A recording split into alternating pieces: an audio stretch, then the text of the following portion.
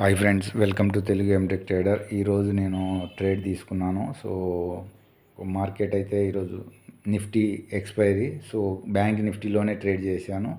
So ఓవరాల్గా అయితే నేను లిమిటెడ్గా ఫస్ట్ ట్రేడ్లోనే ఒక 1700 తీశాను. సో ప్రాఫిట్ని, సో సింగిల్ ట్రేడ్లోనే. తర్వాత నేను మళ్ళీ ట్రేడ్ చేయకుండా ఉన్నా బాగుండేది. సో సమ్హౌ మళ్ళీ దాన్ని ఓవర్ ట్రేడింగ్లా చేసేసి ఇంకొక అతి కష్టంగా ఒక 1000 పెంచాను. సో 2700 దాకా మళ్ళీ ఇంకొక ట్రేడ్ చేసేసి 3000 దాకా చేశాను.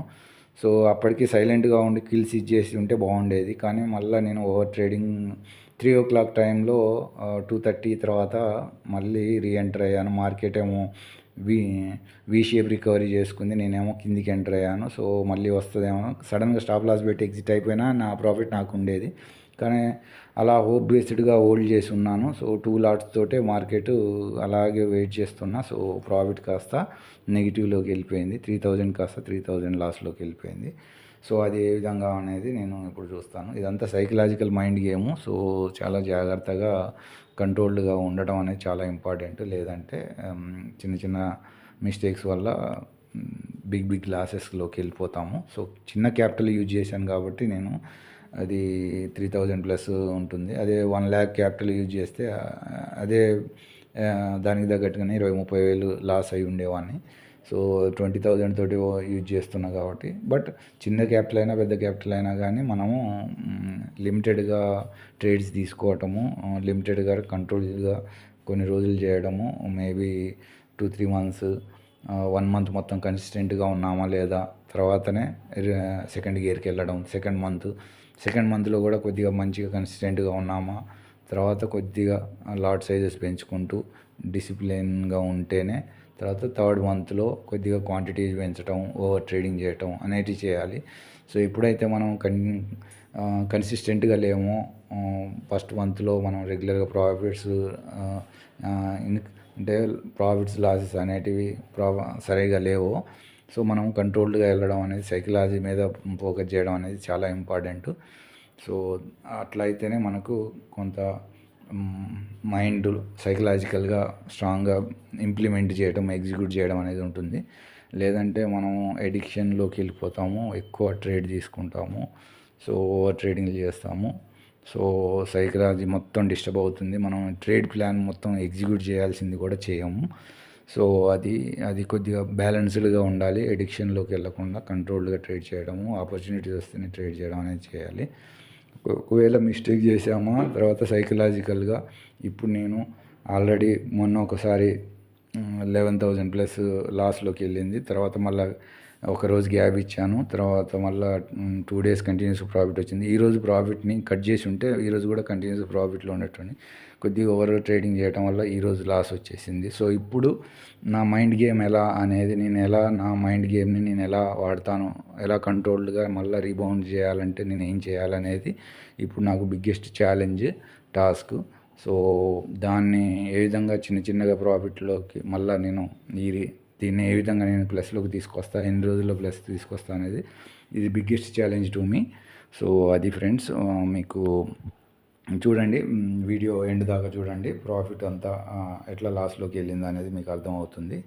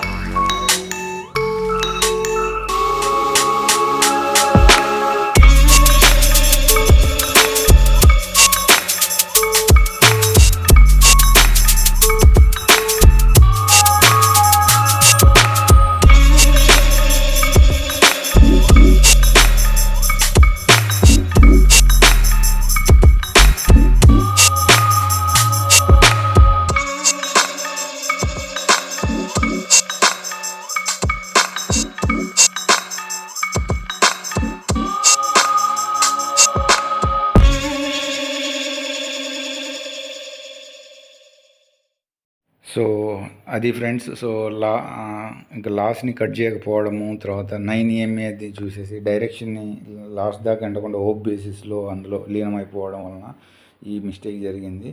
So mistake. సో తర్వాత మనకి మే నెల మనకు 11 ట్రేడింగ్ సెషన్స్ ఉన్నాయి. సో ఈ 11 ట్రేడింగ్ సెషన్స్ని నేను ఏ విధంగా ఛాలెంజ్డ్గా, ఎంత కంట్రోల్డ్గా చేస్తాననేది నాకు బిగ్గెస్ట్ ఛాలెంజ్. సో దాని ద్వారాగా నేను ఈ మంత్ ఎండ్ని నేను ఏ విధంగా ప్లస్లోకి తీసుకొస్తానా, నెగిటివ్లోకి ఎండ్ చేస్తానా నా ప్రాఫిట్స్ని అనేది ఇది నా బిగ్గెస్ట్ ఛాలెంజ్. సో ఇది నేను ఏ విధంగా కంట్రోల్డ్గా చేస్తా అనేది చూస్తాను. సో ఈ 11 ట్రేడింగ్ సెషన్స్లో. సో అది ఫ్రెండ్స్, మీకు కంటెంట్ నచ్చినట్టయితే లైక్ చేయండి, షేర్ చేయండి, సబ్స్క్రైబ్ చేయండి. అదేవిధంగా కామెంట్ బాక్స్లో మీకు ఏమైనా డౌట్స్ ఉంటే పోస్ట్ చేయండి. అంతవరకు సెలవు. నెక్స్ట్ వీడియోలో మళ్ళీ కలుసుకుందాం.